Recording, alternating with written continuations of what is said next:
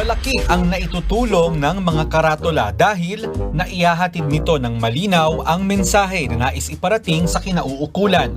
Pero minsan, sa halip na makatulong, nagdudulot pa ito ng kalituhan sa mga nakakabasa. Narito ang ilan sa mga nakakatawa at nakakaaliw na mga karatula o signages na nakita namin sa social media. Ang signage na ito, hindi mo mawari kung ano ba talaga ang itinitinda. New arrival daw ang mga long sleeveless. Ano daw? Long sleeveless? Eto naman, mukhang eksklusibo sa mga murderer ang itinitindang bag. S-lane bag ba naman imbis na sling bag ang isulat?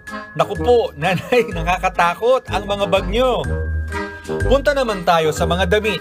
Aba, tingnan nyo, pagkaganda ng design na plural. Bulaklakin di ba dapat floral? Protection ba ng cellphone ang hanap mo? Abay, bili na kay ate ng cellphone kissing. Siguradong may in love ka kapag ginamit mo ito. 20 pesos lang ang isa. Kung higaan naman ang hanap, bili na ng katre with foam. Siguradong mapapatula ka pag higa mo. Medyo hindi naman maganda ang pagkaka-advertise sa ibinebentang bedsheet ng mga ito. Nagugutom na ba kayo? Halina't humigop muna ng mainit na sabaw. Pero hindi kaya bumula ang mga bibig natin sa sotanghon soap at lomi soap na tinda dito. At pagkatapos kumain, masarap uminom ng malamig na iced... Wait, teka, ice... ano yan? Ako, ayoko na uminom. Maasar ka naman sa sobrang sarap kapag dito ka kumain sa Mang Inasar.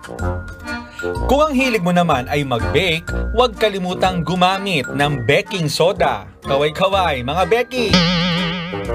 Mukhang mag-aaway naman kayo ng receptionist ng hotel na ito sa kung ano ba talaga ang ibig sabihin ng 24 hours. 11 p.m. to 6 a.m. daw mukhang kulang yata. Mapapatanong naman tayo sa paaralan na ito. Bakit elementary school? Ulit-ulit talaga dapat? Mapapainom ka naman kapag dito ka nag-aral sa Inuman Elementary School. Ang elevator na ito kasing labo ng taong nagpaasa sa'yo.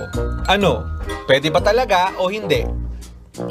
Sinadya man o hindi ang mga nakakatawang signages o karatula na ito, hindi maikakaila na saan man daanin, hindi na mawawala ang sense of humor ng mga Pilipino na talaga namang nag-iisa sa buong mundo.